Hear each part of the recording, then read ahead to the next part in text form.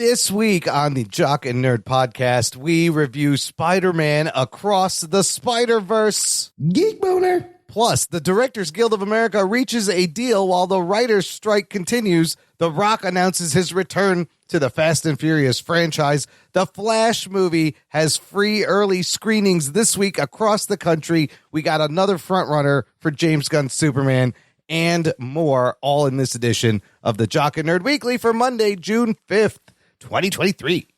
Hi, this is Gilbert Gottfried, and you're listening to the Jock and Nerd Podcast. Why? I don't know. Check one. All right. This is for all you fans out there. Let's give it up. Jock it, we heard it. We funny, disturb it. We jock it, we heard it. We spoiler alert. Oh yeah! Hey, what's happening, listener? Thanks for pressing play, and welcome to the Jock and Nerd Podcast, where we give you comic book and superhero TV and movie news, reviews, and whatever we choose. Jock and Nerd. My name is Imran. My name's Anthony. He's the Jock. He's a nerd. And joining us, Dan Slott's most recent creation, it's Slackhole Spider-Man, otherwise known as Ruggs Morales. Hi, Ruggs. Wrong again, Imran. It's your pal Stan Lee. Oh. Excelsior. Never forget, the original creator of Spider-Man. Yes, I'm here to comment on this new Spider-Man movie. Stan, what do you think about the new Spider-Man movie? It's got Spider-Man in it. It's got all. I love Spider-Man. But what do you think about Dan Slott's work, Stanley? See, he's got a slot and a Rug's got a slack hole. I prefer the hole than the slot every day. Okay. Yes. Here's the real Stanley. I want your head up when I throw my fist in the air. That's right. That's right. That's Wait, where I what want your happens- hand. What? I want your hand in the air. Oh, here's some more. When you Excelsior! Hold on. That's Fucking right. fantastic. Yes, fucking Dan. Yeah, fucking fantastic. I mean, Stanley swearing is gold. How can you not love Stanley swearing? Never heard the man swear. Sure. I'm going to do the whole thing as Stan Lee. I think you should. Joining us is Stanley. Anthony, how you doing? Did you go to the Taylor Swift concerts here? Are you a Swiftie? Aren't you a Swiftie? No, I'm not a Swiftie. No. I was at the concert Friday that was basically right across a dock from Soldier Field. Oh. And it was at the same exact time. Whoa. So I saw all the Swifties Dude, in it full was force. big, three huge Big shows. deal. Yeah. Do you- Soldier Field? Do you think Taylor Swift's a little overrated?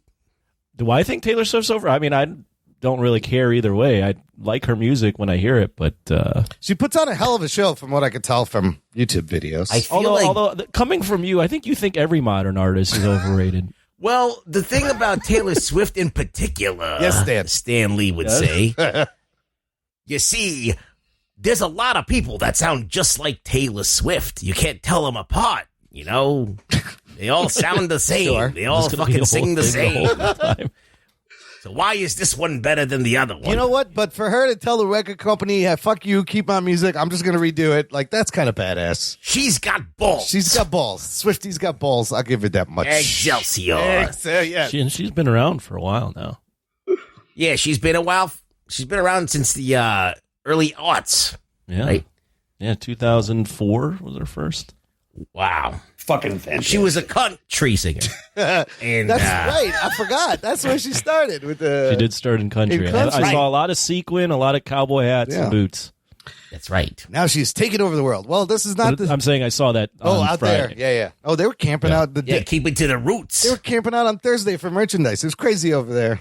It was nuts. Yeah. It was very nuts getting in and out of that area. Well, good for her in Chicago. This is not a Taylor Swift podcast. It's just something local that happened. Let's get to the real podcast.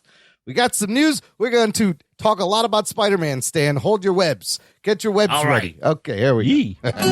The Jock and Nerd Podcast. Of course, we got to start with the writer's strike update. Guess what? They're still on strike. This is week 5. It's entering month 2. Oh, really? I heard that the directors I thought union there had... was a tentative deal. Okay, so interestingly enough, while the writers have been on strike, WGA, the DGA, Directors Guild of America, reaches a quote unquote historic Just read that. tentative deal. And they got a lot of the things that the writers have been asking for. So check this out. The DGA is a little bit bigger, 19,000 members versus 11,500 over the WGA. They're going to see a wage increase in the first year, second year, and third year incrementally, 5%, 4%, 3.5%. This contract, this is interesting, bans live ammunition on set after what happened on the Rust set and Alec Baldwin and all that. And like, I'm surprised.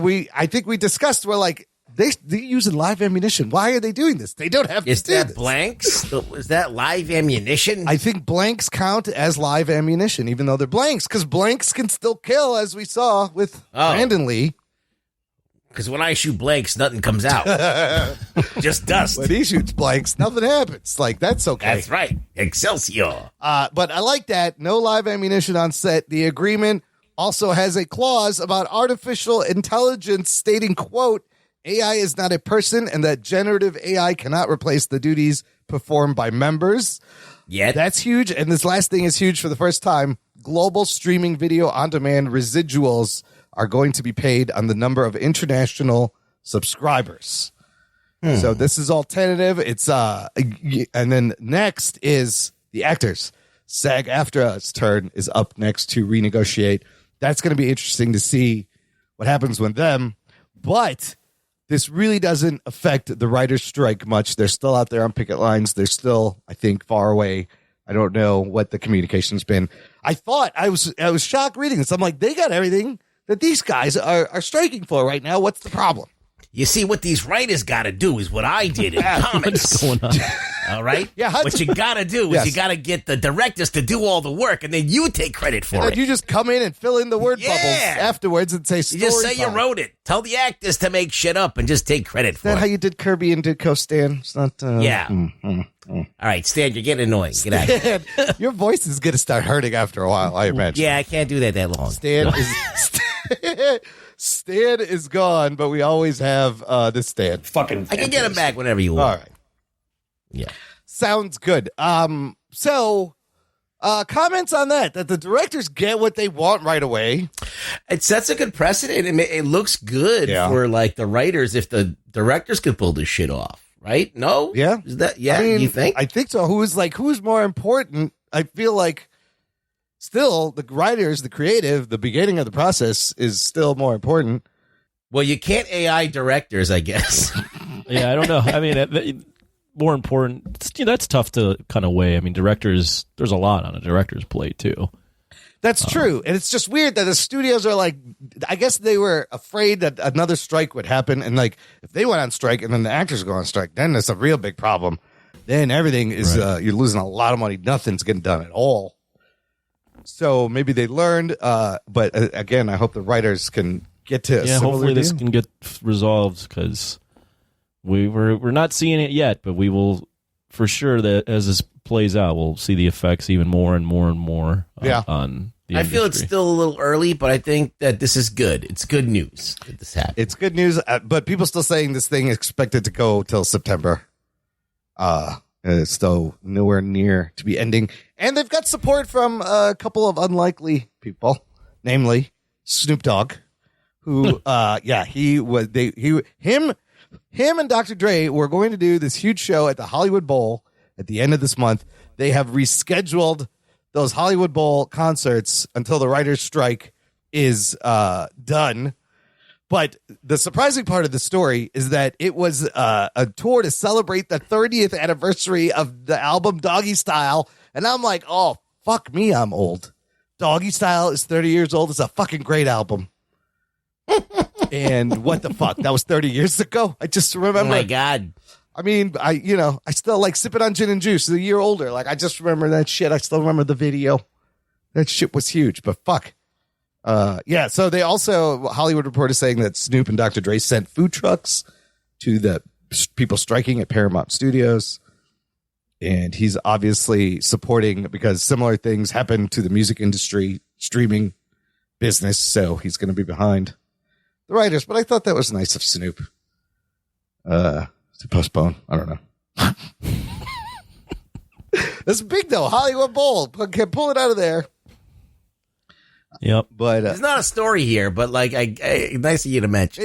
look, it's not. It's nice for Imran to acknowledge. Well, this. I feel like I keep seeing this story. The difference this time with the writer's strike is they're getting support from a lot of places, like writers, directors, crew, celebrities. I think more people are wising up Yeah. to the fact that these guys have been kind of getting shit on for a long time. Yeah, there's just like a thing that makes sense. Like, there's obviously this new platform, and everybody can understand. Okay, they have not adapted to this new way of doing things, and they need to do that. It's something that needs to happen. So the fact that they have this groundswell of support from all different people coming from different directions is not crazy at all. It's completely deserved. So Yeah, I'm glad they're getting the publicity and the support because I don't think they had it that much last time. But they have to nail this down and not let it go for another 3 years, right? They got to figure out all this shit. Listener, let us know. Are you sad that Snoop Dogg's concert has been postponed in the Hollywood Bowl? You can join this conversation. Join our Facebook group. It's called Jock and Nerd Nation. There is a link in the episode description. Jock and Nerd. It's an exclusive closed group just for you, listener. We had spoiler threads for Across the Spider-Verse. A lot of fun stuff going on in there. Go on there. Geek it up in there. All right, let's continue with some action movie news tying into last week's episode. When we reviewed Fast 5, that's one of the movies on our 21st Century Action Movie Tournament list that are going to battle it out very soon. Did you guys see Dwayne Johnson's Instagram? So, Anthony, last week you did reveal, spoiler alert, the tag at the end of Fast X was what? That Dwayne Johnson, The Rock, is coming back. Oh, shit. They've been beefing for like 7 years, him and Vin Diesel. So on The Rock's Instagram, he has revealed he will be back, but he says the next Fast and Furious film you're going to see him in will be the HOBBS movie that's going to come out and bridge Fast X and Fast X Part 2. Why don't they just call it Fast 11? What is Fast X Part 2? So, and that's supposed to come out in 2025. But apparently before then, he is doing a HOBBS, not Shaw, just HOBBS movie that's like a Fast X 0.5, and the bad guy, I believe, will be... is Calvin and Hobbs? Yeah. That's the pick. Which Calvin? Calvin Klein? Calvin Klein, Coolidge. possibly. Calvin Coolidge, so president. No, the bad guy is Dante, Jason Momoa's character from Fast X. So this is kind of weird because really, like, okay, he's coming back to the franchise. They've been, this whole thing has been building up with this beef, with the 7-year feud with Vin Diesel. But if you look at the movies The Rock has made recently, I feel like he hasn't really had a string of hits, and maybe he has not found his franchise. Like, he had Jumanji. That was like... Well, but Jumanji's kind of his thing, yeah. but that was the last thing. So he does Jungle Cruise. That's like, okay, he tried to make Black Adam a thing. That kind of blew up in his face, right? Red Notice for Netflix was not that great. No. So is this him kind of being like, you know what, let me just go back to something that Yeah, probably. I mean, everyone probably realizes. I think the franchise fell off a little bit when he left. He hasn't really had anything. I think they're all just like, you know what? Let's put away our egos. Let's do what's good for business. Let's bring this band back together. I mean, you think that's a bit of Fast X fans are this big news for them? Oh yeah, The Rock was a big. We reviewed the movie. Yeah, The Rock yeah. was a big injection into that franchise. How many of the movies was he in? He wasn't in like the last few, right? 5, 6, 7, and then the spinoff. So I think 4. Hobbs and Shaw. Okay, Yeah. I saw Hobbs and Shaw. It was okay. Currently in production, he has a movie called Red One. I don't know what that is. That's in post-production. Fast X Part 2. But in development, a lot of weird things. Doc Savage. Isn't this a DC character I think he's still trying to do? He's like he's like a very early character that's got superpowers, kind of like invincible type dude. So that says in development a Red Notice sequel, Jungle Cruise 2, this Fast and Furious Hobbs film, Big Trouble in Little China. He's in that? It's in production, and I don't know if they're doing the same characters, but he's the only cast listed No, I think he's going to be playing Jack Burton. Fucking Jack Burton, Big Trouble, and then San Andreas 2 and something called The King. So yeah, we'll see. We'll see if Jumanji are his highest grossing movies. Yeah, and I mean he's good in that. Somebody made the argument that he should just make movies with Kevin Hart from now on. That's just do everything. You know what? Remake Twins. Do Twins with The Rock and Kevin Hart. Be hilarious. That's not a bad idea. It'd be hilarious. I've watched that. I mean, instead of Arnold and DeVito, modern day twins. Yeah, just do Twins. But I mean, he's like, this is the only franchise that's working for him. So welcome back, I guess. If you smell what he's cooking, I can smell something. Is that you, Ruggs? Yeah, that's definitely me. What happened? All right, moving on to, we're going to, of course, review Spider-Man Across the Spider-Verse, one of two big superhero movies this month. The second one is finally fucking coming out after 9 years of Ezra Miller getting cast as the Flash. The fucking Flash movie is like a week and a half away. Holy shit. Oh, shit. And we've discussed over the last year their issues, their problems, the kind of bad press, the shenanigans. They have been quiet for the past few months as we get closer to this movie. How are they going to promote this movie was one of the big questions. What do? Do you let Ezra talk and open him up to questions that are going to be hard to answer? Do you just not have him at the premiere? I have a little bit of information because up till now they have done no press, and they're just going to make a low profile appearance at the Los Angeles premiere on the June 12th. There's only be one premiere. They're just going to pose for photos, no interviews. And the rest of the cast also will skip the standard press interview gauntlet. They're just going to do the red carpet. But as a source close to Miller explains in this article, quote, Ezra wants the movie to open and the conversation to be about the movie and not about Ezra. They are focused on their mental health and don't want it to be transactional. So, I mean, it's smart, makes sense, obviously. But can you promote a movie this big? It's a estimated budget of $190 million, but I rumored with the marketing and the amount of reshoots they have done, it's more like $330 million that has gone in this movie. So the marketing wise, they're doing another weird thing. There's all these screenings. You know, they screened it at CinemaCon in April, but a big chunk of the end was not there. Apparently, they've been reshooting and re-editing the ending. They're doing these screenings like today and this week, Wednesday, across the country real early.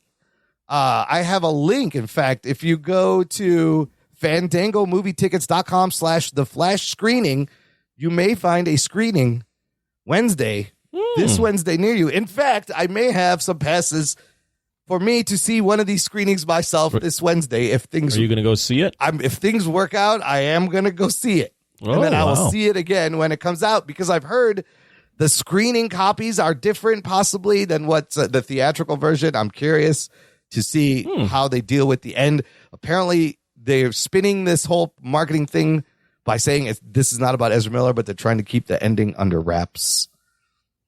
Well, I think here's what's happening here is I think they believe they have a good movie. Yeah. They cannot promote it in the way they normally would promote it. Yep. So they're doing this, and I think might be a good strategy, actually. I think it could. What you want to do is build up this fan hype. Yeah. So they're giving it out for free across the country for a little bit, for one night, and then they're just hoping that people are buzzing and blowing up Twitter and drawing press that way.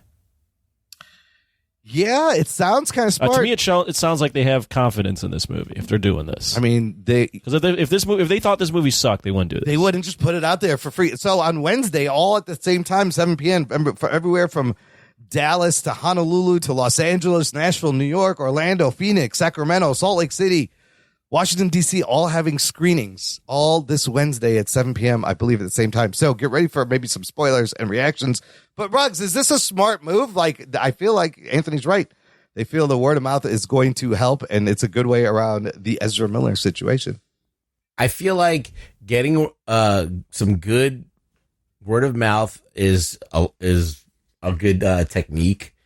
Usually they don't do this, so I feel like like Anthony said, they're confident in the movie, so that must be good. Because if this movie stunk, this would be suicide for the movie, to give it out for free and then let a week's worth of bad let a bunch of feedback people happen. you don't know talk about it on the internet. So that kind of happened with the Indiana Jones Dial of Destiny movie, which they did like kind of the opposite, high profile. They took Indiana Jones to Cannes, which is really strange. Like I didn't think the Cannes festival, although last year they did have Top Gun Maverick, so I think they were trying to replicate that. And a big thing for Harrison Ford retiring. But then we got all these mixed reviews, right, from that, and it may have bit him in the ass a little bit. Yeah. So there's a risk. Yeah. I had something to say, but I just didn't say it. Yeah. We expected that to happen.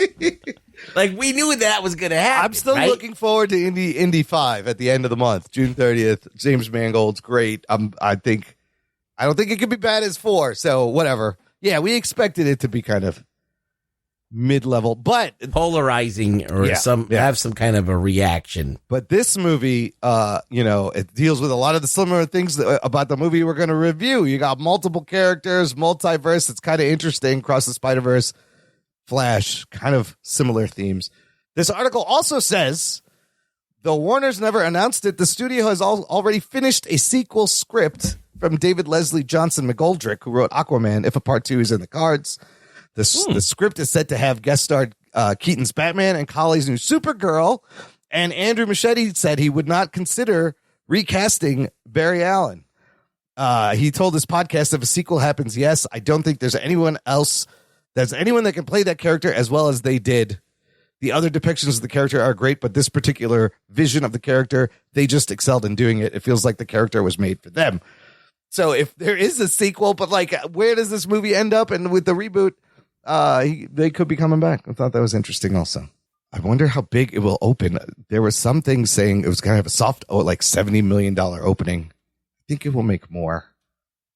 Yeah, the hype around this movie has been, we've been following it. It's been a weird winding road to get here, but I will say I'm actually, I'm pretty excited to see it just because of the nostalgia factor of seeing Keaton and the crazy storyline that they're drawing from. So I think it'll be a fun experience. You've been watching NBA Finals, right? They've been playing a lot of the commercial, a lot everywhere.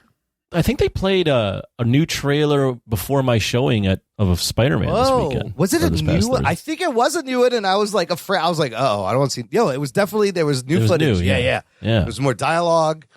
It was different. Yeah. It didn't give away too much, but it was different. I saw that too, but it got me. I mean, I'm still Geek boner. There's a ton of ads out.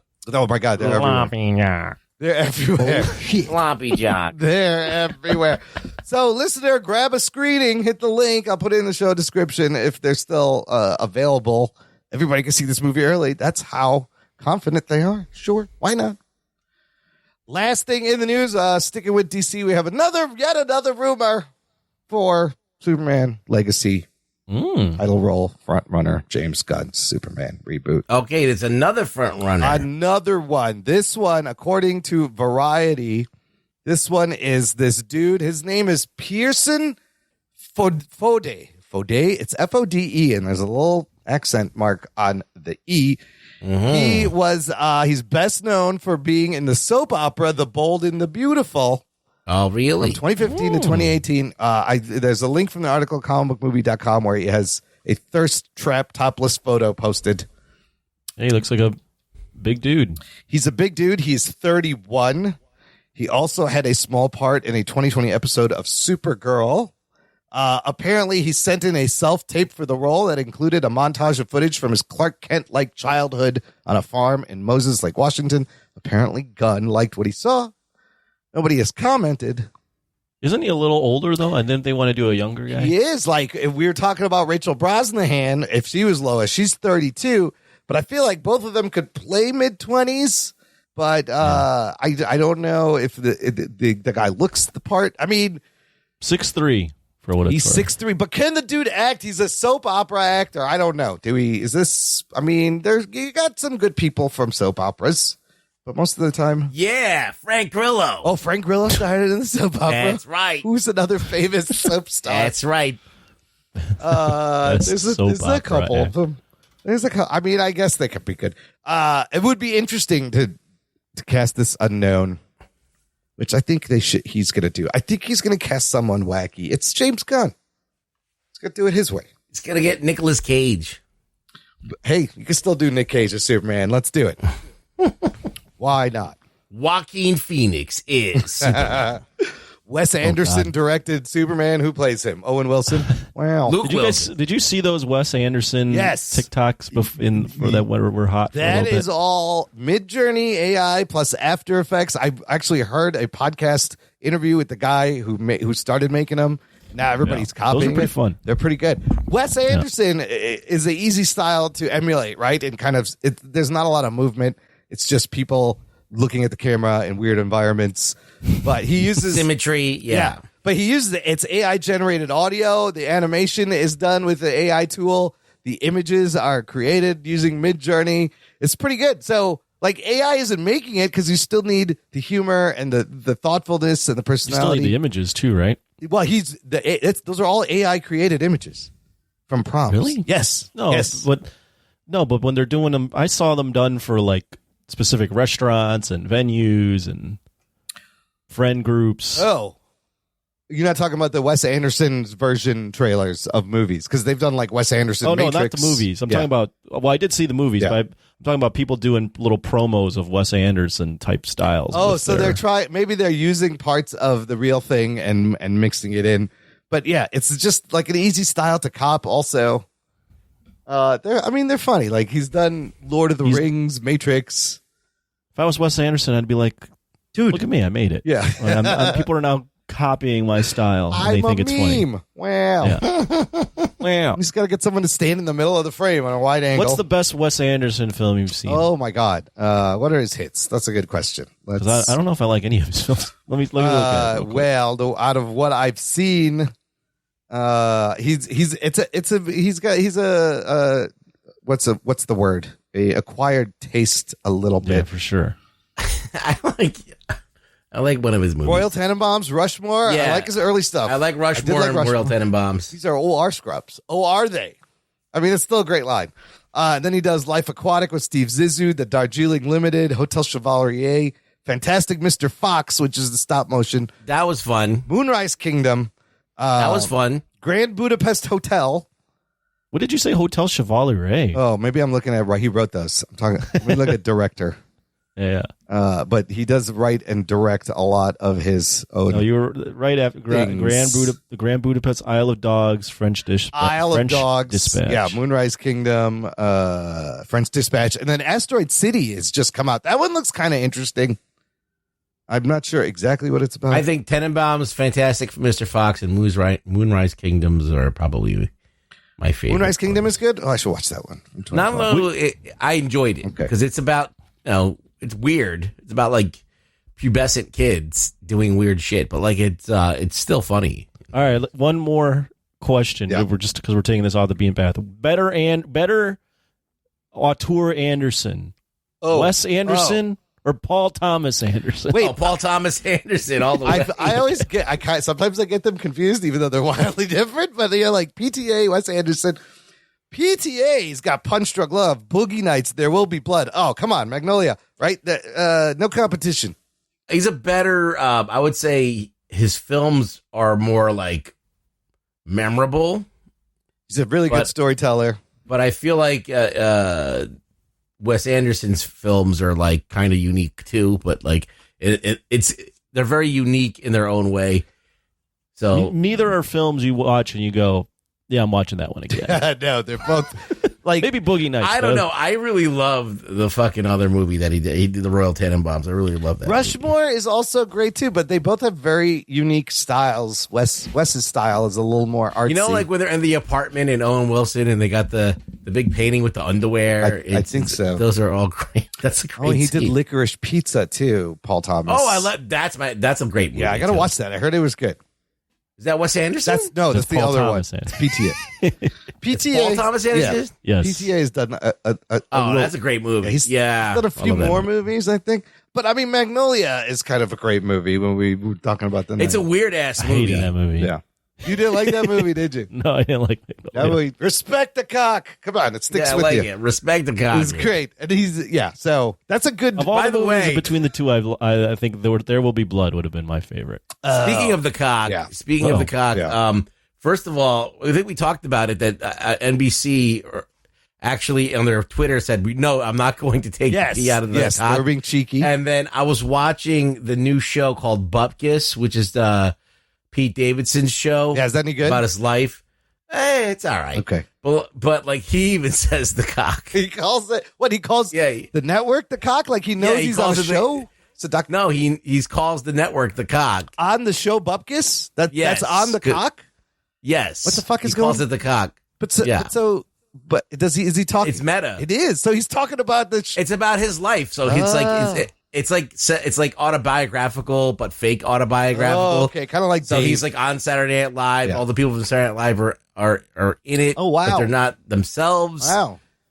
Yeah, there's like characters from Saturday Night Live that are not characters from Saturday Night Live. Anyway, it's just weird. It's weird. I heard about this show and I was slightly intrigued, but I did not check. Joe it out. Pesci's in it. Joe Pesci, Hey. Joe Mama, they're all in it. Yeah, there's a lot. Edie Falco is his mom. Wow. Oh, that's great casting. She's great. Yeah, who else is in it? Steve Buscemi's in it for a minute. A lot of I people. still are in think if they have balls, they would just go the cock. Just do it. Just do it, Peacock. it. Just Come on. make it the At cock. least for a date. Just do it for a date. Change all your socials. Pretend you're doing it. They should just have Tom Cruise keep saying, respect the cock. Yes. Well, or you know how have you seen the Max commercials? Oh, yes. And their tagline is the one to watch. yeah. If you were cock, you go the one that fucks. Cock. This one fucks. Yeah. Streaming service that fucks. Yeah. Cock. Do it, Peacock. I dare you.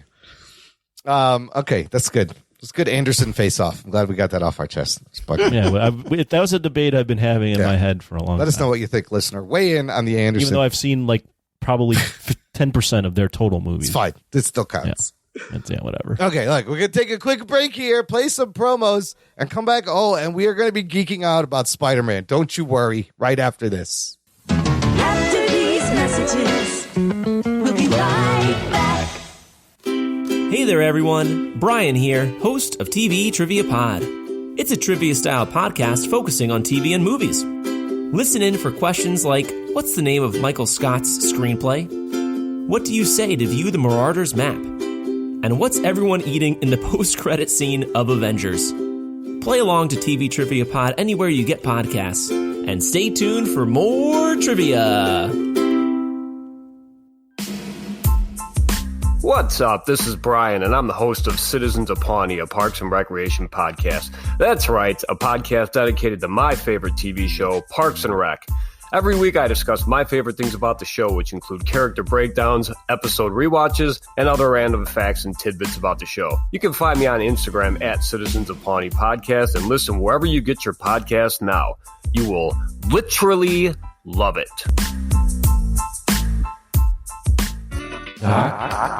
And Listener, if you enjoy the show, do consider joining our awesome fan club over on Patreon. Visit jockandnerd.com/Patreon. Jock and Nerd. And you can give back the entertainment value, support the show, and you get stuff. Supporters get access to an exclusive podcast feed where the shows come out early. There's bonus content. For example, instant reactions to Across the Spider-Verse posted before you hear us review, just for you, right out of the theater. Lots of fun. And you can also follow our journey of the 21st Century Action Movie Tournament and leave your picks for the Final Four for a chance to win a Jock and Nerd prize. We've updated the other roster a few times. Sorry if I interrupted you. Yeah, no, we have updated the list. I think I have it updated on the website. I'll have to check. Just listen to the show for the updates. It's somewhere updated. I think I got to update it. I think I still have to update it. But send in your picks anyways.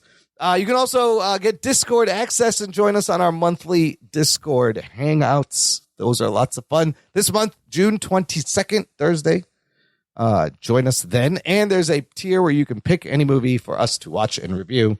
All that fun stuff at jockandnerd.com/Patreon. Okay. I'm so excited to talk about this movie. Yes, you are. Let's get into it. I can't even talk.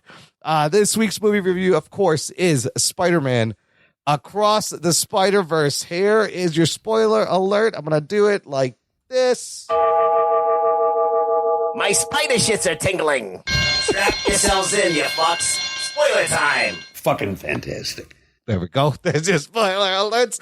This is, of course, the sequel to 2018's Spider-Man Into the Spider-Verse animated movie, again, of that one. On Rotten Tomatoes, this movie right now is sitting at 95%. Tomato meter, 8.7 out of 10. 96% audience score. The first one, 97% tomato meter. A little bit higher.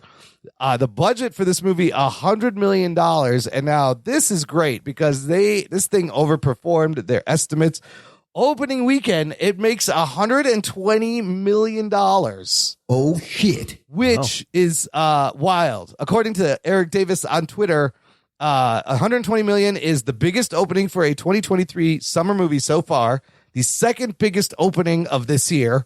The third biggest opening for a Spider-Man movie, the sixth biggest ever for an animated movie, and the best opening for a Sony animation movie at $120 million. It is currently sitting at $208 million worldwide.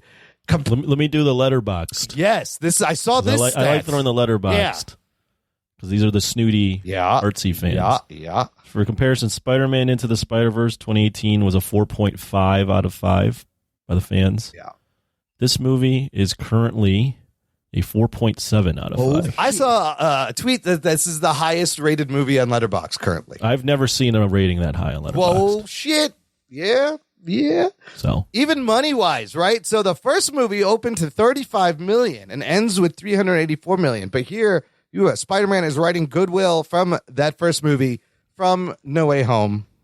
And it shows here in the box office numbers, which is crazy. This one directed by the team of Joaquim Dos Santos, Kemp Powers, and Justin K. Thompson. It is their feature film directorial debuts, and the screenplay is written by Phil Lord and Chris Miller, who also co-produced the movie, and Dave Callahan writing on the screenplay. And talking about The Flash, Lord and Miller were attached to do The Flash at one point, after they went through a bunch of directors and a bunch of writers. So here you see them nail some multiverse stuff. The cast is pretty spectacular, returning Shameik Moore as Miles Morales, Haley Steinfeld as Gwen Stacy, Brian Tyree Henry as Jeff Morales, Miles' father, Luna Lauren Velez as the mother, Rio Morales, Jake Johnson coming back as Peter B. Parker, Oscar Isaac as Miguel O'Hara, Spider-Man 2099, Jason Schwartzman as The Spot, Issa Rae as Jessica Drew, Spider-Woman, Daniel Kaluuya as Hobie Brown, Spider-Punk, Karan Soni, who is from Deadpool. He was the cab driver. He is voicing Spider-Man India, Pav. Excuse yourself. And you have Mahershala Ali again as Uncle Aaron. Andy Samberg is a hilarious cameo as Ben Reilly. Rachel Dratch is in this, and Jack Quaid, who is Huey from The Boys, voicing the Peter Parker, Peter Parker, Gwen's Peter Parker. And I'm sure there's some other people I left out, but it's a fantastic voice cast. Anthony, where does this movie pick up? What happens in Spider-Man Across the Spider-Verse? Oh, man. This movie's what? About a year and a half or so? It's about a year. Years. Yeah, about a year after. No, I think so. It's 16 months since the last movie, and Miles is now Spider-Man in his universe, but he longs to see the Gwen from the other universe. And Gwen in her own universe, we get a little bit of her origin with Peter and the tragedy she had faced.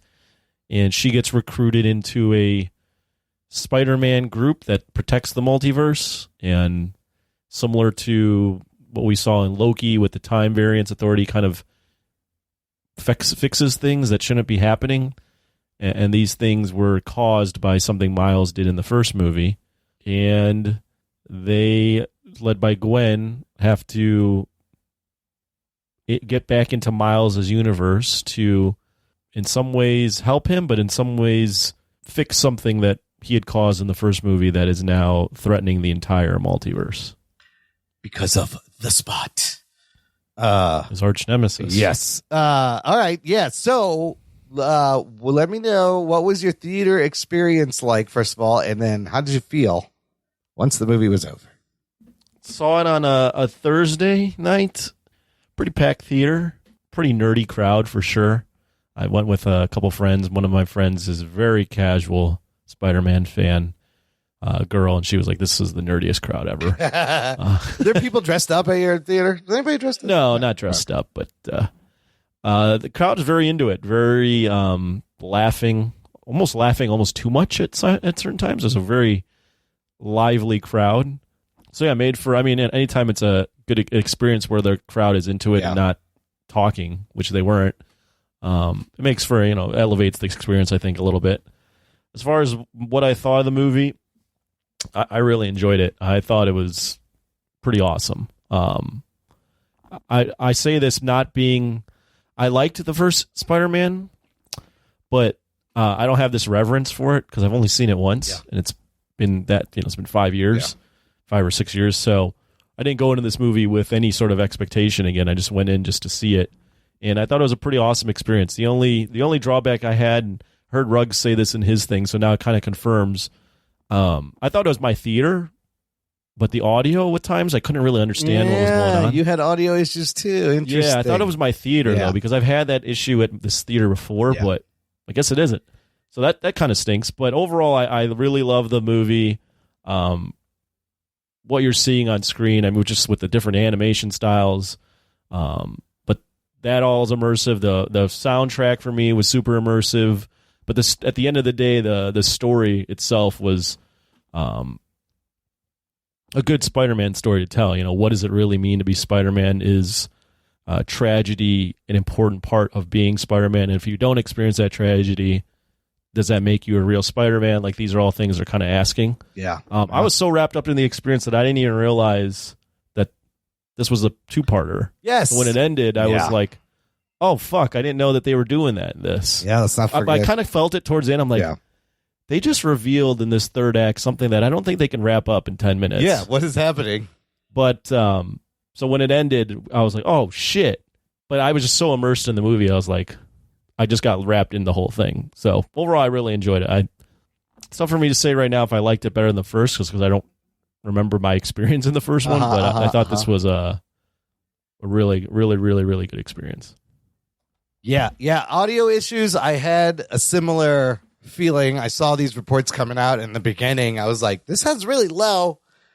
I definitely missed some lines here and there. It was distracting. It was very distracting for like major parts of the film. Not just the beginning, but the beginning is the part where you notice it the most.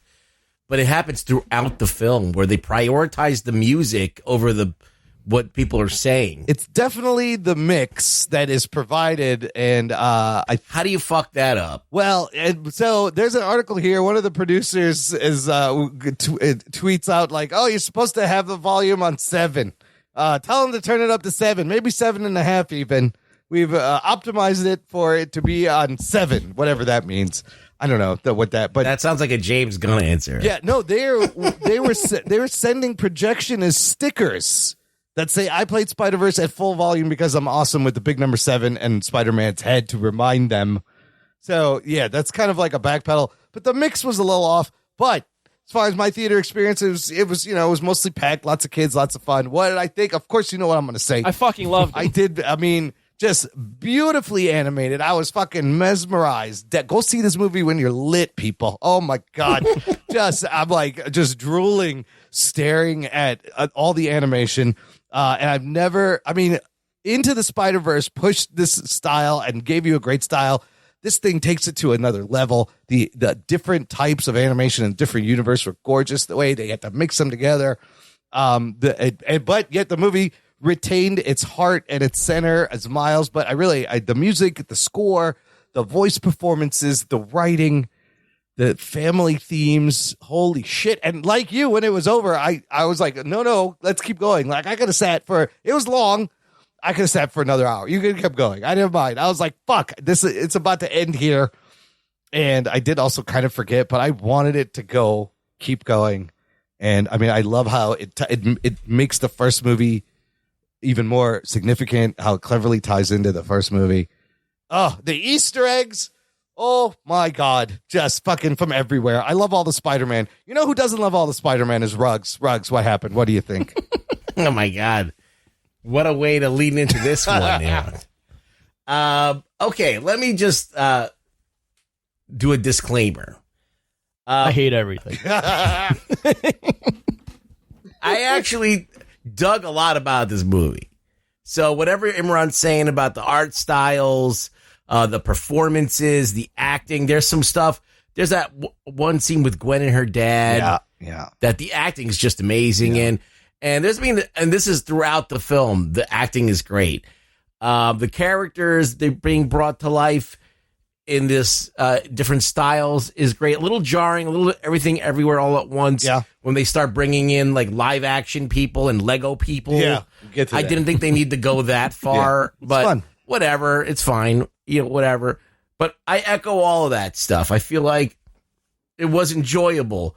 There was moments where I'm sitting in my seat going, this is what reading a comic book feels like. And this is like a Sienkiewicz page come to life. Yeah. This is the greatest translation of what it feels like to really love comics and read them and appreciate the art. So in many ways, it does that. I did think that there was issues with this movie, and I don't like it as much as the first one. Oh, okay. Now, I'm gonna with a caveat. Yeah. I've watched the first one a couple of times, and I think that it improves upon other watches. I feel like this one will improve upon other watches, but I also think there's pacing issues. That it kind of it starts to like propel itself right when it ends. Yeah. It starts to really pick up steam, and then it ends. Yeah. So, and the arc doesn't really. It doesn't conclude in a chapter like way. Yeah.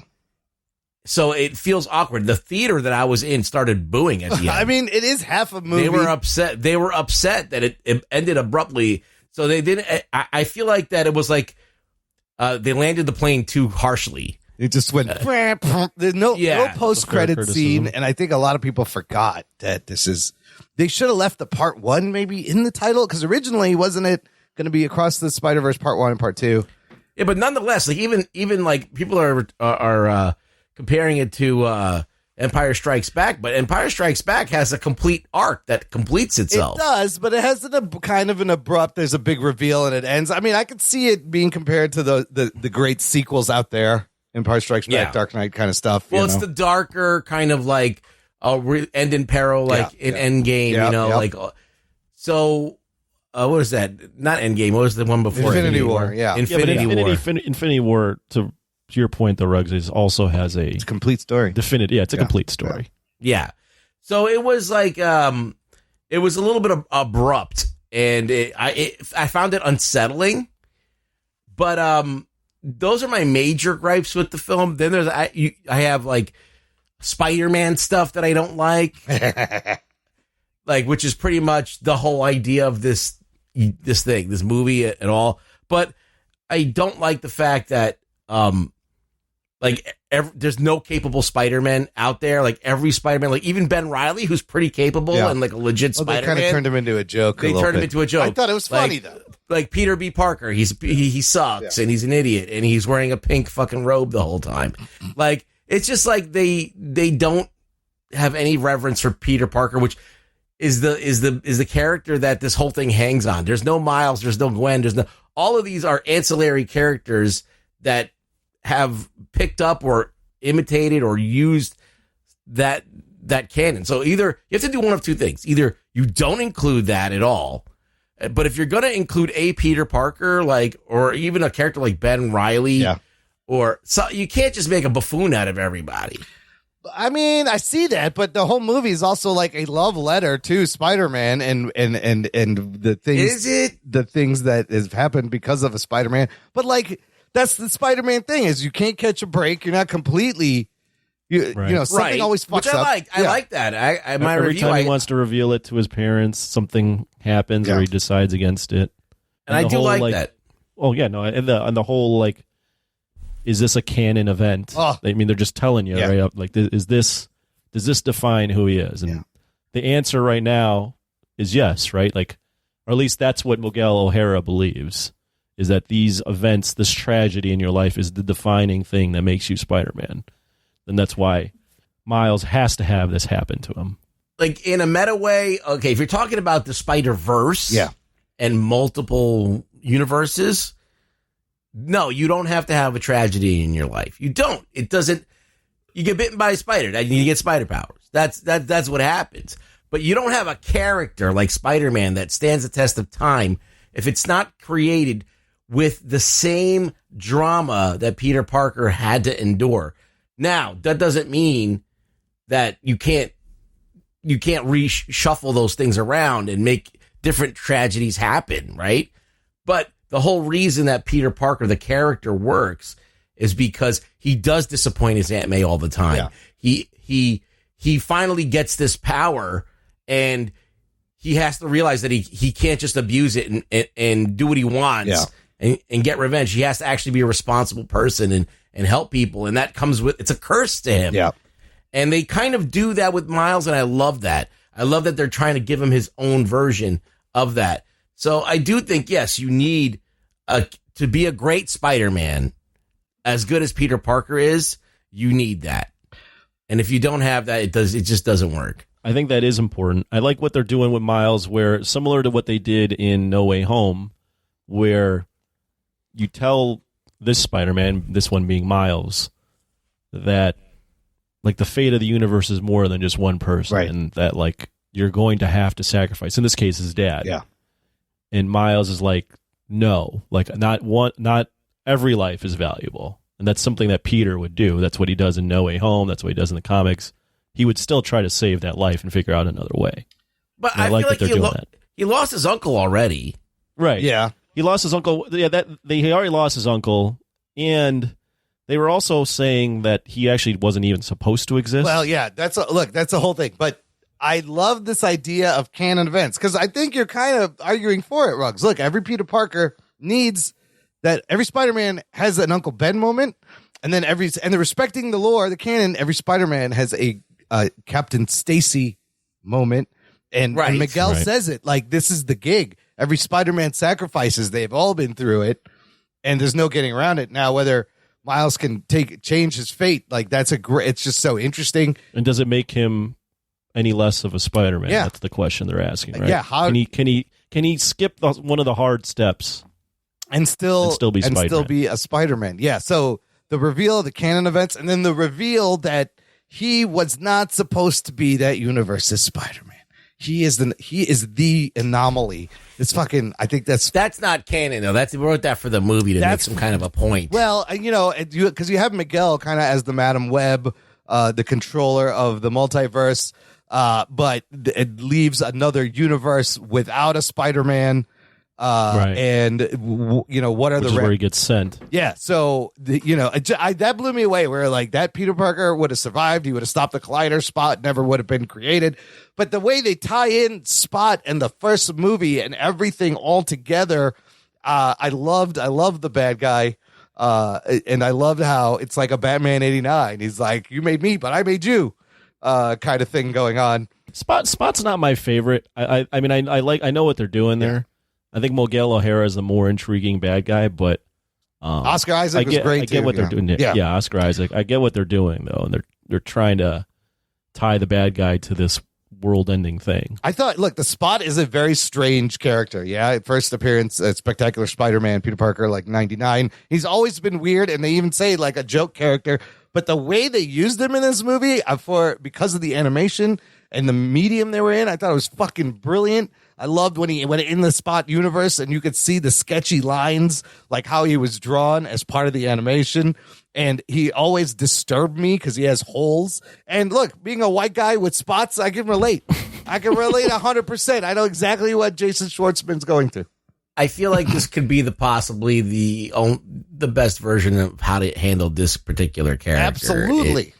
So they did a great job with that too. There's a lot of good stuff in this film. There really is. Do they need them? Do they need him in this movie though? Well, they don't need him. They really do take him out of the movie. and still have the same plot line. You were an anomaly. Yeah. He was used so that Gwen had to come back and reunite everyone.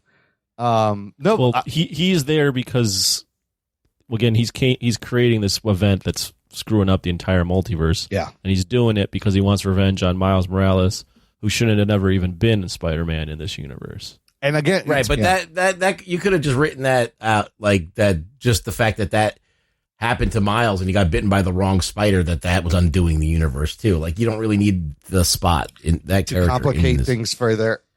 Yeah, I mean, there's some funny lines and some funny moments. To have him in there is visually fun. Yeah. I mean, I love when he kicked his own butt and trips and falls and Miles is big laughs. Miles is texting the whole time he's fighting him and he's just offended. Speaking of visuals, let's go into some of what were your favorite visuals in this movie? Fucking Gwen's universe, the watercolor background that changes with her moods and it's dripping and it's a lot like the covers of the Spider-Gwen books.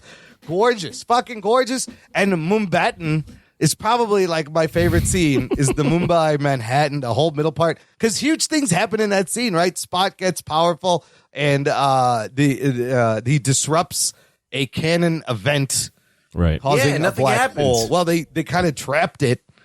They showed up to trap it. But that I mean, every universe just beautifully rendered. But Gwen's shit, the lighting, the color, it was just fucking gorgeous to look at. What was some of your? I was always blown away whenever they would cut to Spider-Punk, and he was just it's completely different style than everything else. I love Spider-Punk.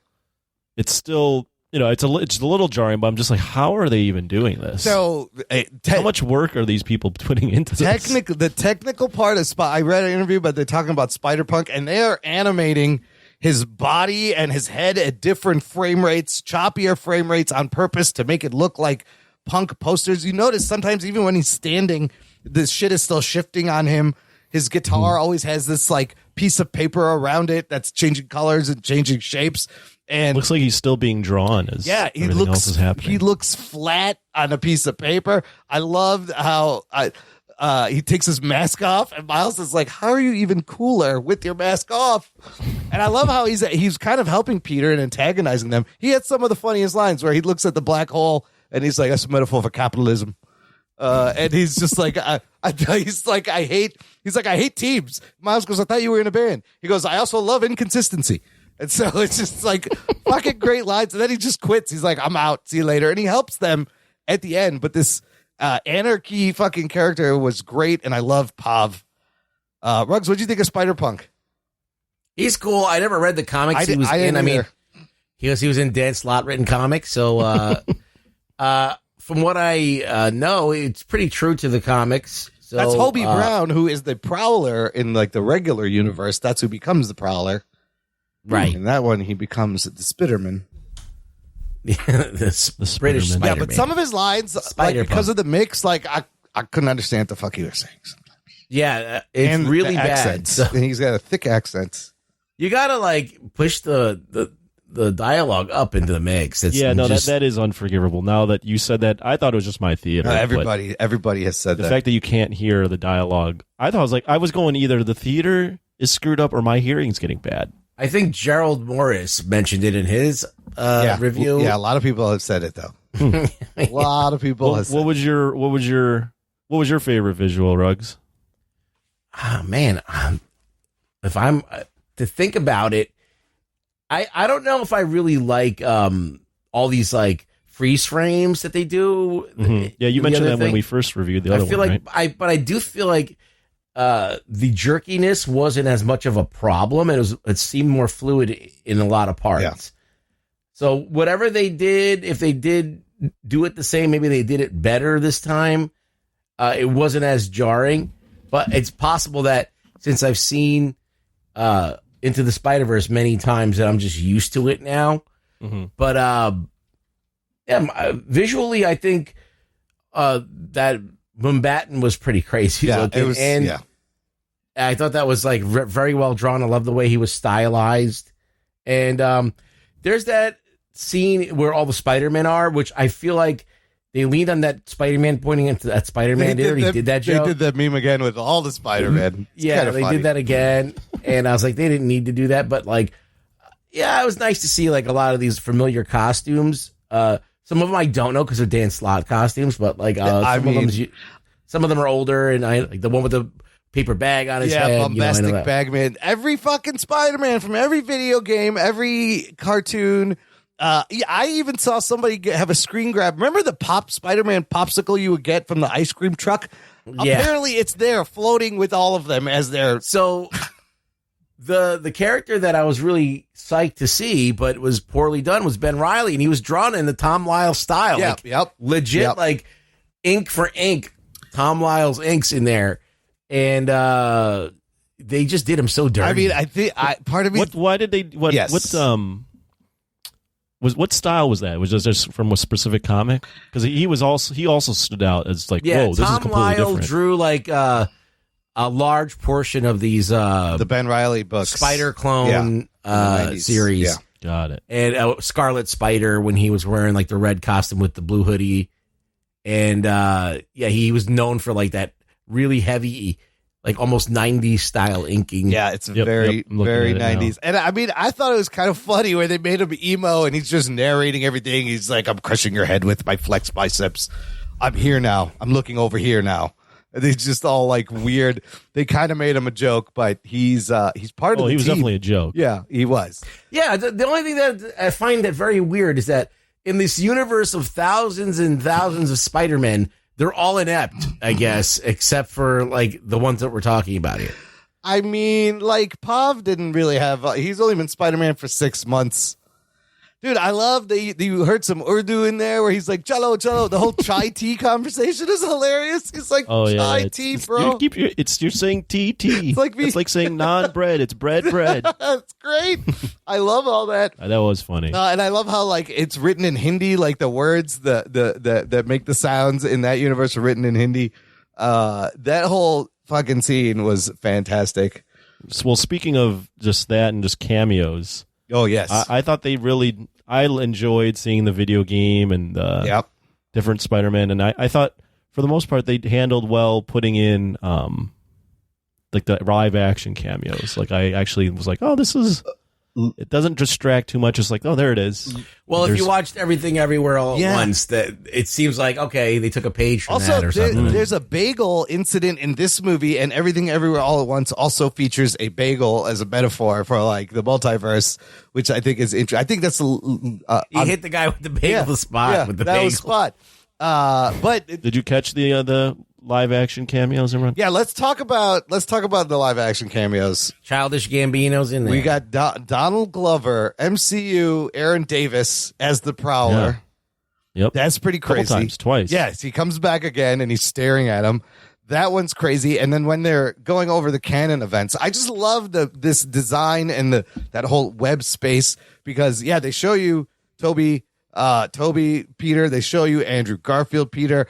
But then there's also shots from like comic books that I know and love, panels. No Nicholas Hammond though. I know. Where's 70s Spider-Man? What the fuck? They also had a Venom cameo. Yes, where they're in the convenience store. Mrs. Chen, when he's jumping around, that's right, universes, he pops into the Venom universe. So they had the Sony universe, they had the MCU universe. Nods to great panels. Spectacular Spider-Man was great. I love the 60s Spider-Man that was just swinging at him, and he's like, "I'm about to. Oh, I just missed you," and he just swings by because he's not animated well. He's just like frozen in time. Just so many things. Like, I can't even go through all the fucking cameos of these Spider-Man. Are fucking fantastic. Spider-Cat, the fucking horse. Like, it was crazy. And the live action shit was great. But seeing pages from books that I own, the Gwen Stacy, Captain Stacy moment, all these things was fantastic. Like, they did a great job at, like, it's more than No Way Home. They pushed this multiverse idea way past No Way Home. But does it bother you that like they have to anchor all this stuff in all the other books? Like, you're trying to get this new character to stand on his own, and like literally everything is all basically the whole entire existence of Spider-Man is thrown into it. Well, would you say it's anchoring it, or would you say that they just are acknowledging the entire history and building on it? Well, I think that the other question is, can you make a movie without all this shit that people would watch? I mean, it's not a gimmick here, and I can see how maybe he gets sidelined. That's why I hate Dan Slott, by the way. For a bit. Like, write a fucking Spider-Man story that doesn't include all these other fucking, all these other things. Well, that you're I will relying. acknowledge this. I will say that I've come around on this, that by throwing all these characters in here and then they're all somewhat a little inept, they're basically just saying, well, Miles is just better than everybody. Is more special. Like, because no one can catch him. No one. Yeah. And he's supposedly the youngest one, right? Yeah. So like they are in some ways they are. If you are looking at it this way, you could say they're shitting on every Spider-Man to make him the best. Yeah, they're not. But the thing is, like, they don't. That only happens when you have them to compare. Right. Like if he's in his own universe doing his own, like at the end of Into the Spider-Verse, he's Spider-Man. Yeah. He could fight his own people. He could get his own girlfriend. He have his own cast of characters that that they could do. But they keep going back to this other stuff, and I'm like, and all it does is make you do these comparisons, wonder, can it stand on its own, and like why? And that's like a Dan Slott thing that like he wasn't confident enough in writing his own fucking Spider-Man story, so he always had to fucking do like a million Spider-Men. Like it was always, introducing more and more Spider characters. Yeah. So I always felt like it was a weak crutch for him to do that. So that's kind of always in the back of my mind when I'm watching these movies. When I feel like it's eventually going to be a great trilogy if you're a Spider fan. I think so. But I don't know if it stands apart with the same kind of, I don't know, like Peter Parker was just a thing that happened in the 60s that stood the test of time and just kept on building his own rogues gallery. There was nothing else to pull from. And I just have the utmost respect for that. And I'm trying to create a space in my heart for Miles to step in, but I'm always getting slapped in the face with Peter Parker. I mean, I think that's part of what makes this more refreshing to audiences is that it's not Peter Parker again, because I just think, look, the multiverse seal had been opened, that everything was heading that way.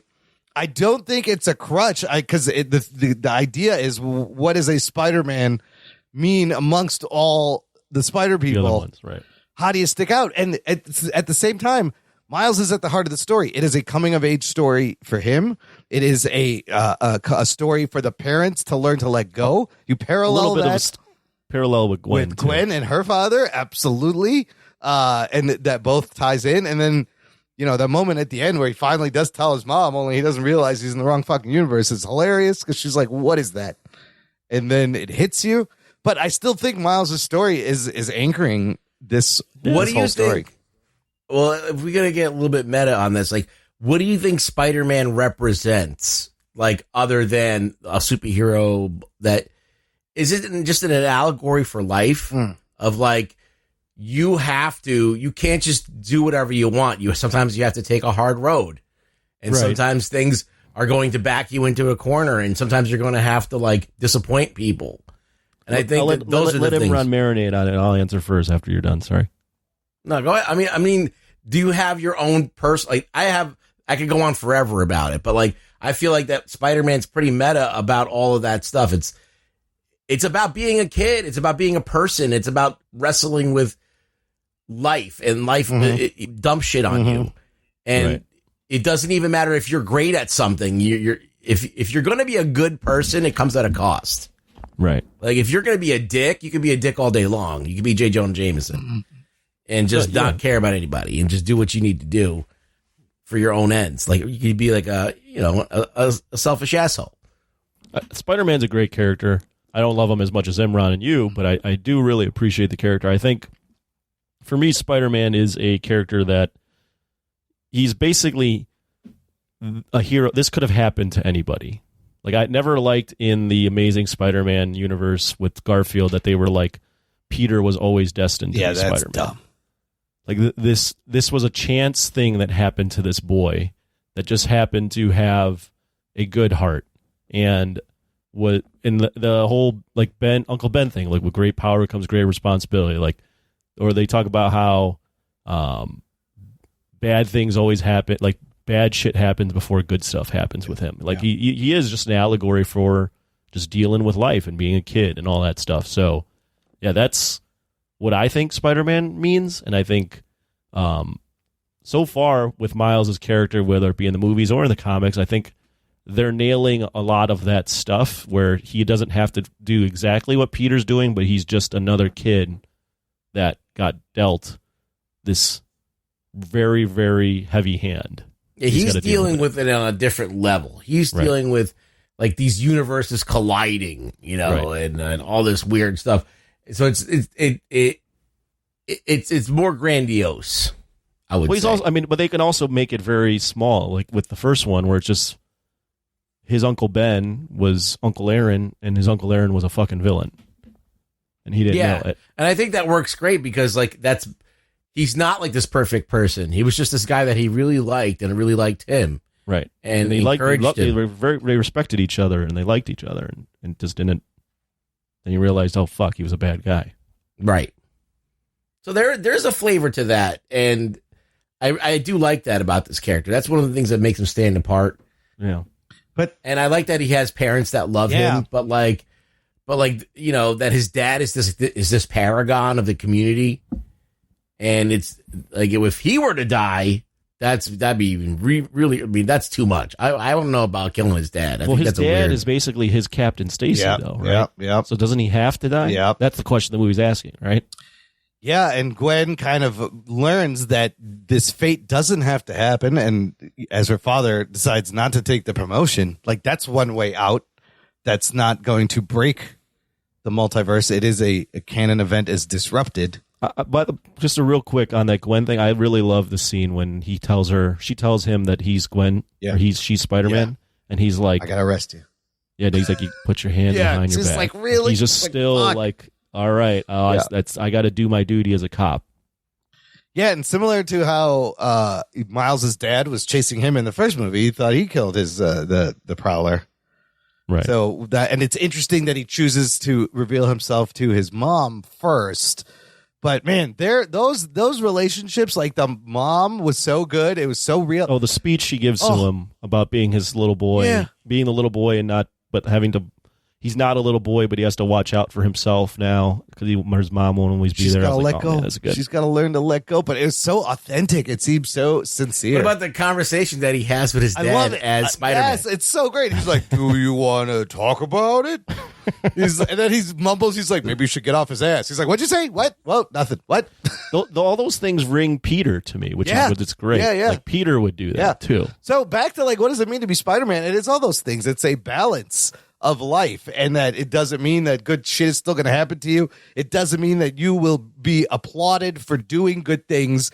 You have to do it despite any kind of recognition. That's also what it means to be Spider-Man.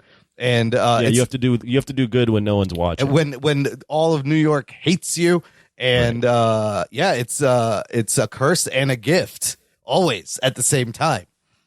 He can't escape. Some would say more so of a curse.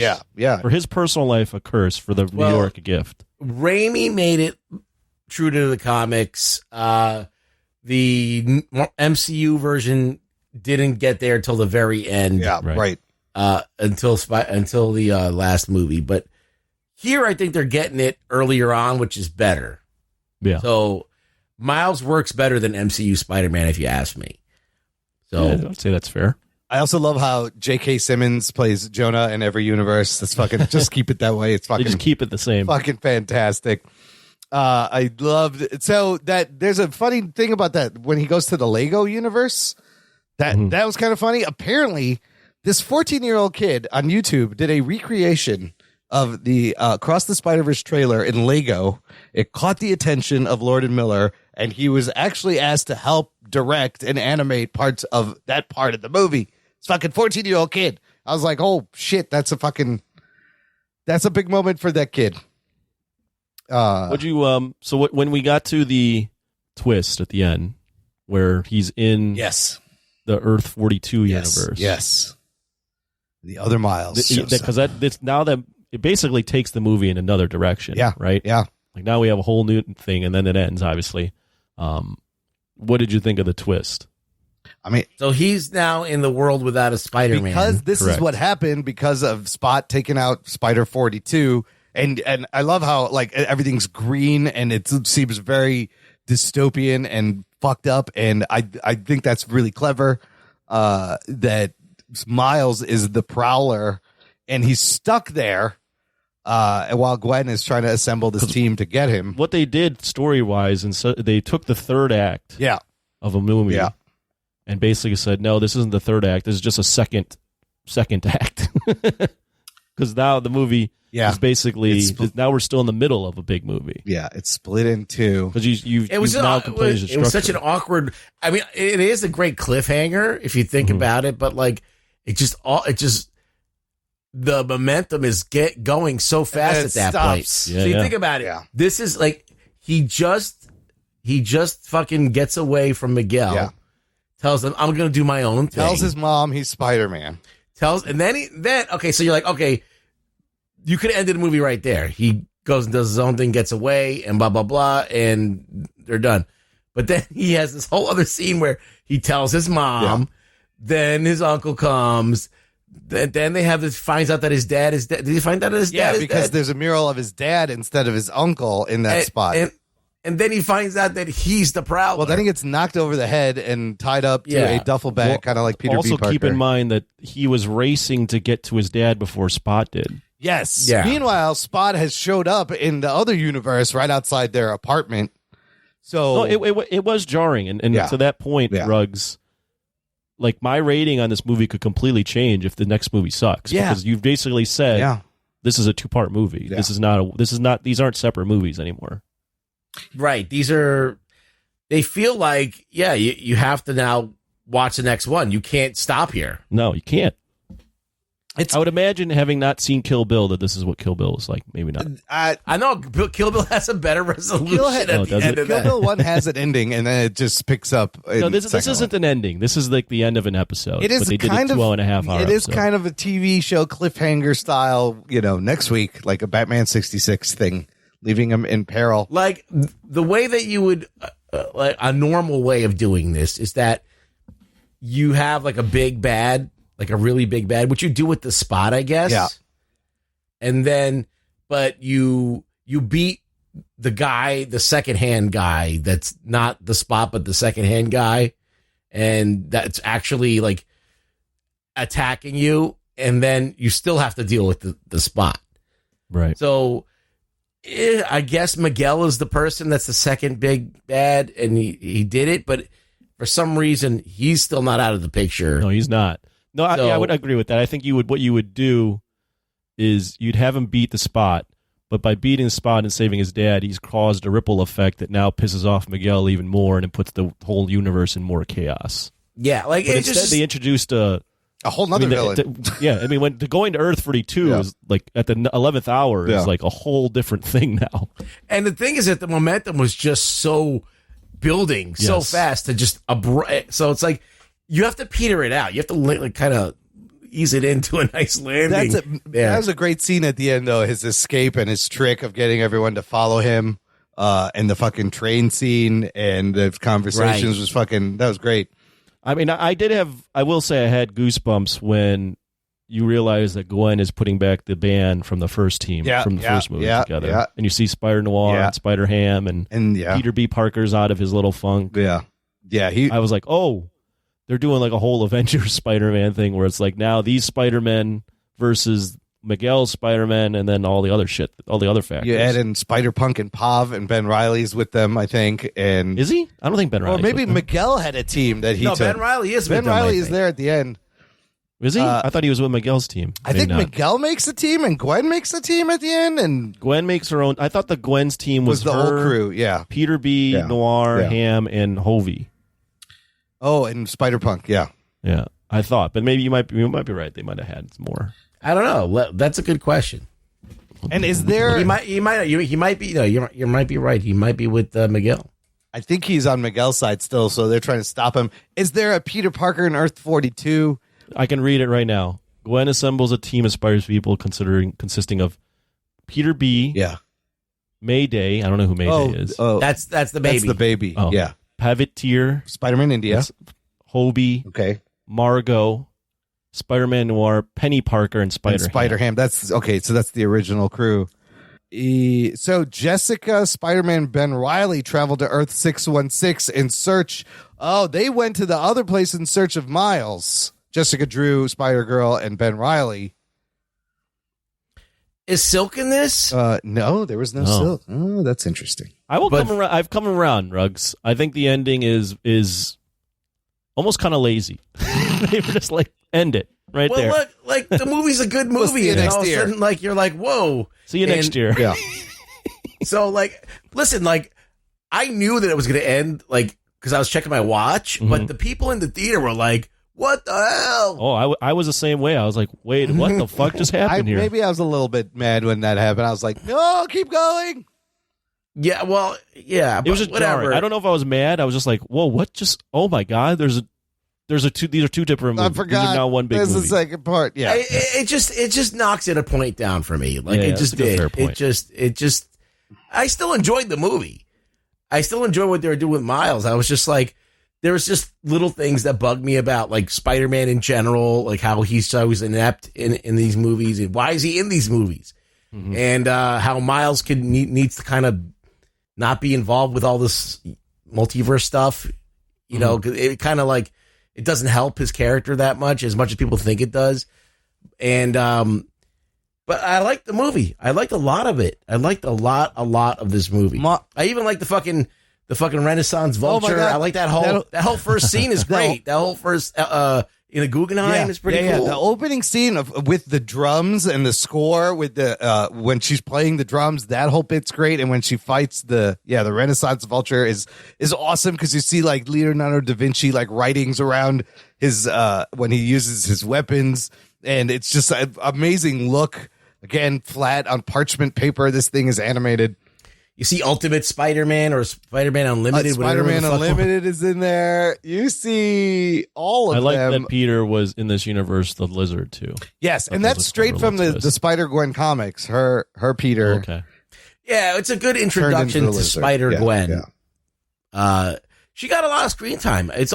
She's almost in this in the main focus as much as Miles. I think she needed the backstory because she is an important, like, because it's the only other person that's going to understand what he's kind of going through that he knows that he can't even talk to. So that whole scene where they're swinging around and flirting and he's following her. Hanging upside down. Does she leave her universe to go to Miles's universe forever, like in the comics? I don't remember. Well, I did have a question about the only one thing that kind of bugged me. I love the scene where they're sitting upside down looking at the skyline, but I'm like, the gravity still works though. What are these physics? Like, how do you just sit down and now like her hair is down? It's just a little, it bugged me. Her hair was up. Her hair was hanging, but they're like, their arms should be like, falling the other way, but they're just sitting like they're sitting up. I mean, I get what they were doing, but I was like, what happened to gravity? I mean, her hair is hanging the right way, and their face kind of looked, but it was just weird. Like your butt also sticks to the fucking thing. Like what's happening? Hey, they got magnetic ass. But it's a beautiful moment of them kind of, talking to each other and just hanging out. A couple other things I loved, the bleeding from the armpits joke that they repeated. That was kind of funny. I love how they throw in like the editor's note caption boxes here and there to make it look like a comic. The art jokes in the beginning were kind of funny. They repeat a joke. First of all, the Jeff Koons thing. You know who Jeff Koons is, Anthony? No. He's this modern artist. And you know that big dog sculpture that looks like a balloon animal, but it's like a giant sculpture. That's his piece. It's actual Jeff Koons piece. Mate, it's metallic. But when they cut it and there's like little ones in there, the one guy goes, "Oh, that's cool." I was like, that's pretty funny. And then when they web the helicopter, you hear a guy go, "Yeah, I think it's a Banksy," which was, they did that joke, and as it's falling out of him, it's like, it's a Banksy. They did that. There was a lot of little lines that I caught, but just don't remember or might have missed, where they throw in a little clever. Yes.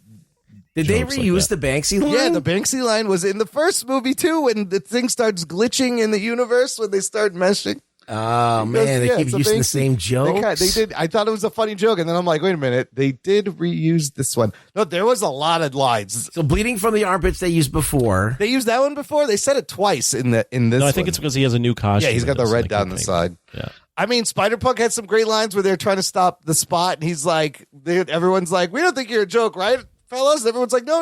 And you hear Spider-Punk go, I don't believe in comedy in the background. Just there's so many like throwaway lines that were kind of funny. Yeah. What else? Anything else? That just fucking. I don't know. I think we've beat this movie into the Do you ground. think that Gwen and Miles are going to hook up like they do in the comics? I mean, Yeah, they're building towards that. I did love Pov's little narration. He's like, I can feel the tension. Will they? Won't they? He's like, somebody loves you. Yeah, I think they're leading up to that. Also, Now I have another question. yeah.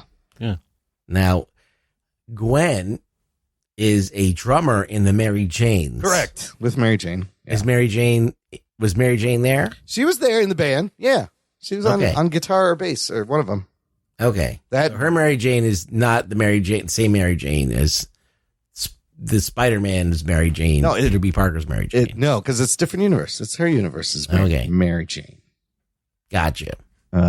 But yeah. Last thing, while promoting this movie, Amy Pascal did kind of say that they are kind of in the process of bringing Miles to live action. But all she said is when asked about Miles making the jump to live action, you'll see all of it. It's all happening sooner than you expect. And a Spider-Woman solo movie. I guess they mean, I think Gwen spinoff would be good. Yeah. That's Spider-Woman. Spider-Women. Oh, Spider-Women. A spin-off focusing on 3 generations of female Spider-related characters, including Spider-Gwen, Jessica Drew, and Cindy Moon Silk. Oh, there's Silk. Live action? Is that live action? No. I mean, will we see who the father of Spider-Woman's baby is? It's funny that she was pregnant. That can't be. Was it Miguel's baby? No, I don't know. I thought because in the comics, Jessica Drew, doesn't she get knocked up by Luke Cage? It's Jessica Jones. No, that's Jessica Jones. No, Jessica Drew is also pregnant in the comics. I don't know who the father is. Luke Cage can't be fucking both Jessicas. Yeah, he just goes after. Gotta be one or the other. He just goes after chicks named Jessica. That's all. But I wonder if that's going to be a thing, and if we'll meet any. I mean, how many more Spider-Man can we meet in the next one? There's a lot of Spider-Women too, you know. Yes, they are. There's like at least, I'm going to say 10. That's a lot. That's a lot. All right, let's wrap it up. Let's rate the movie, rank it amongst the Spider movies. I guess maybe Anthony, where are you putting this? What are you going to give it? It's a little bit unfair. I'd say I liked it more than the first one, but I haven't watched the first one in a while. So if I watch the first one, maybe I'll like it more than this one. I'm going to go with. I think Ruggs had a lot of fair points. He almost convinced me to knock it down a little lower, but I really, really did enjoy the movie experience. I was pretty immersed in it, and when you throw in I thought the story was very solid. I thought the way they wrote the characters, the emotion was all there, the heart, and then you throw in just the amazing animation and great soundtrack. It's just a very immersive experience. I would almost equate it to when we watched Avatar. It's like just that immersive of an experience where you're just lost in what's going on. Yeah. This rating could go down or up based on the next film because of the way they set it up, but I think it's a 9 out of 10. Oh shit! Nice. I'm taking away half a point for the audio and half a point for the abruptness of the ending. But if the next movie is awesome, then I'll forgive the ending and make it a 9.5. And if it's not awesome, then we'll see what happens from there. Okay, that's fair. And then as far as like Spider-Man movies in general, where does it sit with you? I don't really like ranking animation across from live action. The reason for that is you can do so much more. Like, you just can't do the things they're doing. You can get away with so much more in animation. Yeah, it's just much more of a visually arresting thing with what they're doing. Yeah. The rules completely change. Yeah, it's just a different. I think animation. I can see why people rate them together, but I don't think they're the same. That's fair. Like, because you could not. I mean, they're using the medium to its fullest potential. There's no way you could fucking do a lot of this shit in live action. It would cost fucking millions, hundreds of millions of dollars. Right. Look, I like it. I like it's almost tied with the first one, maybe a little bit more, just because of them taking it to the next level and I'm gonna give it a 9 also. But as far as the Spider-Man sequel, like I kind of want to put it up there with like Spider-Man 2, No Way Home, this Across the Spider-Verse, some of the best shit, Spider-Man shit. But in a lot of ways, this story is a lot more interesting than much of the live action Spider-Man, but that it's simply because of the fact that it is an animation, I think. Where the live action Spider-Man, they kind of do the same thing over and over again. They try to change it. Sometimes it works, sometimes it doesn't. But it's just a fucking interesting take and an interesting way to approach the Spider-Man mythos. So, okay, Ruggs, what are you going to give? I think I'm going to give it an 8. Okay. Which is respectable. Usually if I like a movie and I'll give it a 7. If I like it a little bit more, I'll give it an 8. So it's something I enjoyed. I think that the art style can be a little much sometimes. They're trying a little too hard sometimes. And it's like an sensory overload. And I would like to appreciate some of the stuff they're doing a little bit more. Like pull out every once in a while. Like let me get some establishing. Don't always like jam everything into my face. So I think that they could maybe use a little restraint. There's a lot of things coming at you. Yeah, they're throwing everything in the kitchen sink and then doing it again. Yeah. With this movie. But with that said, with the volume problems and kind of allegorical problems or questions and the abrupt ending, even with all of those things, I still think that Into the Spider-Verse and Across the Spider-Verse are better than anything the MCU has put out. Even No Way Home. Absolutely 100%. I can see that. It's way more creative. Yeah. It takes more risks. Yeah. It's more true to the source material. Yeah, absolutely. It has the spirit of Spider-Man in it. So it's not Disneyfied. That's what it is. No, it's not. Yeah. So so I'm gonna put it above MCU Spider-Man. Wow. I mean, that's a solid point. These two movies are more the essence of Spider-Man than those MCU movies. Absolutely. The soundtrack's great too. I was rocking the soundtrack with what's this, Metro Boomin? Do you know them, Anthony? Metro? Oh yeah, that's not a them. That's a one guy. Oh, it's one guy. Yeah, he did he did most of the tracks good. here. It's good. It was good. Very good. I mean, it's no Sunflower and What's Up Danger. That from the first movie was also fantastic. Sunflower's a great song. Sunflower's a great song. But I like the chill vibe of this soundtrack. Like it very much fits this Miles Spider-Man. But it wasn't just hip hop. It was like synth shit. Yeah, there was all kinds of weird stuff. The score was also like the drum part in the score is fantastic. The score and the soundtrack, the music is both really, really well done. And perfect for the movie. All right, good stuff. Let's find out what our listeners thought about the movie in News from the Nation. It's time for News from the Nation. It's time for News from the Nation.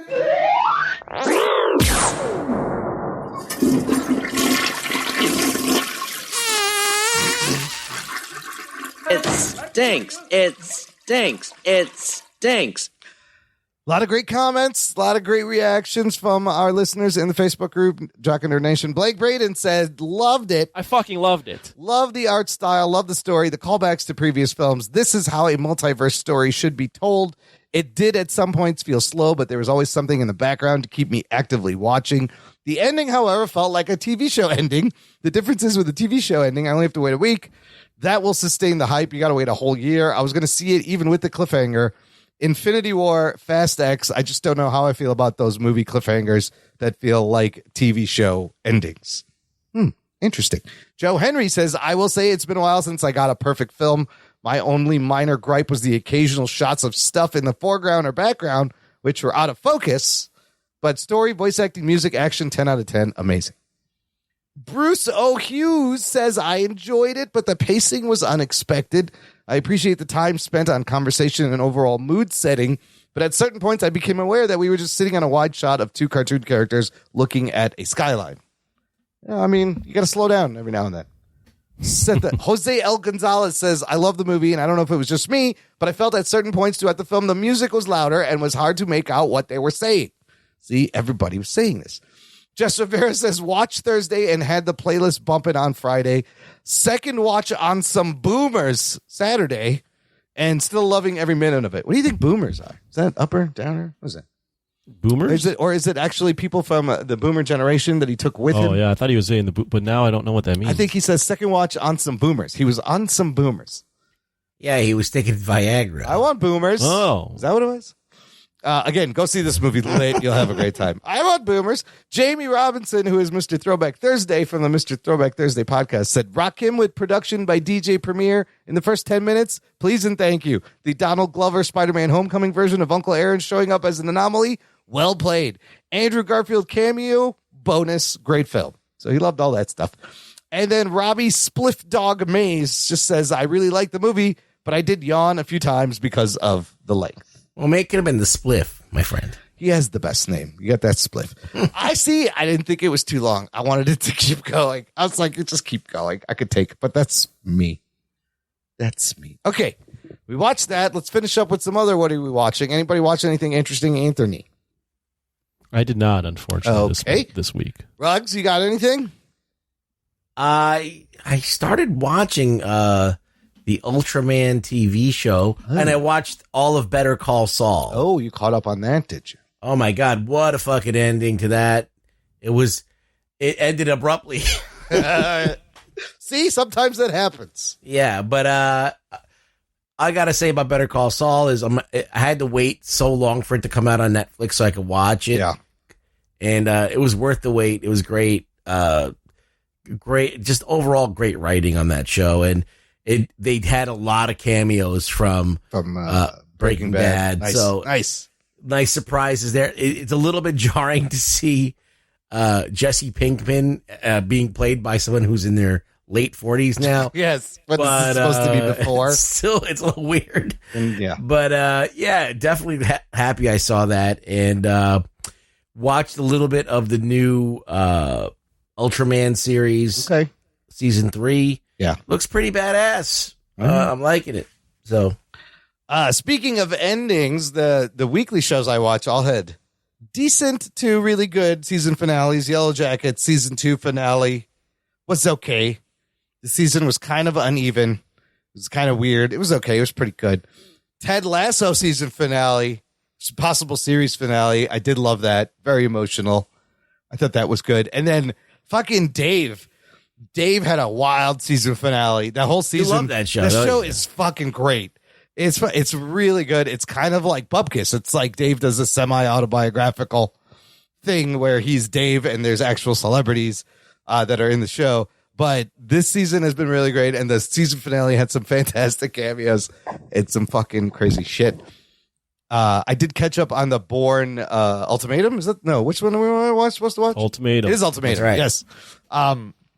Weird note about that. It was first free on Amazon Freevee at the end of May, and I started watching it there, and I didn't finish. And then it flips to June 1st, and I go back to like Amazon, and they're like, rent this movie. I'm like, wait a minute, what the fuck is happening? I was just watching this for free. Turns out mid-movie. Yes, and I didn't finish. And I'm like, should I rent this just to watch the last fucking 20 minutes? What's going on? Let me take a look. Turns out now all of the Bourne movies are over on the Cock. And so I had to go over there and finish the movie. You got to go to the Cock every once in a while. You got to go to the Cock. I do really like this movie. I love the story. I love the fucking spy cat and mouse scenes. The movie makes Matt Damon a fucking badass. But still shaky cam, though. It's a lot of shaky cam. Yeah. It's a lot of shaky cam. Great movie, but not a great action direction. I mean, but there's some great, like, long action sequences and chases and car crashes and just the, trying to lose a tail and the surveillance bit and him being a step ahead. But you can't see shit. What's going on? Yeah. Can I watch the movie without seeing the first two? You can. I don't remember the first two. I think I asked ChatGPT to summarize the first two fucking movies. But you kind of can. You can, but you should watch the first Bourne movie. It's great. I would. Okay. I don't think you need to watch all the other ones, but well, then what's his name? Jeremy Renner, is in the last one, right? And they tried to franchise it out, and it didn't really work, and then it just kind of end it there. But no, I thoroughly enjoyed Matt Damon in Ultimatum. It's a very good movie. Did I ever tell you guys about the Michael J. Fox documentary? Have I mentioned that on the show? No. You have to watch this. It's on Apple TV Plus. It's called Still, a Michael J. Fox story. It's probably one of the best documentaries I've seen in a long time. Do they play the Dr. Dre song? Still, what Dre said. No, it's not. It's not that kind of movie. Yeah. It is Michael J. Fox and the face of Parkinson's right there, right in front of you. And it goes through his whole career and the fact that at the height of his career, his fingers start shaking and he gets this diagnosis. And I always love the guy. This movie, you watch it, you love him even more. It made me fucking laugh. It made me cry. It inspired me. Michael J. Fox you see him you go to him with his doctor's appointments. You see him with his physical therapist, literally teaching him how to walk, because with the Parkinson's, he kind of walks like he's very drunk, right? And he'll walk in public and fall down and make a joke. And like, this guy he's an amazing person. This story of when he is shooting Family Ties during the day and at night going to shoot Back to the Future, getting 3 hours of rest, waking up the next day, doing it over again for 3 months, is how he shot that movie. And he thought that movie was going to suck, that he was so tired. He would be confused what set he was on. He didn't know who he was. And the way that is it's like a perfect film, Back to the Future. It's a fantastic documentary. And he does not shy away from showing you what he's going through. And it's just fucking touching. And yeah, you laugh, you cry, you want to hug him. Ooh. And then you're like, you know what? My life is pretty good compared to all the shit this guy's been through. I shouldn't complain. It's very good. I highly recommend it. That's on Apple TV Plus. Crazy. Yeah, it's very good. Very good movie. Okay. All right. That's it for this week, folks. Rugs, where can the listener find you? You can find me on Twitter at ReallyRugBoy. I got a link to that on our website in the episode description. You can find all the ways to support, get in touch. Definitely go there. Most important, best thing you can do, listener, share the show with your spider-loving friends. We'd appreciate Spider-Man. Rug, Stanley, take us out. You know, what I like to do is when I create a character like Peter Parker, I like to give him a bad guy to make him feel bad about himself and a bully. So I made a guy that called him Penis Parker. And we'll peep you next time. What a lame Flash Thompson. Excelsior! Fucking Penis Parker. Lame. Jock and Nerd.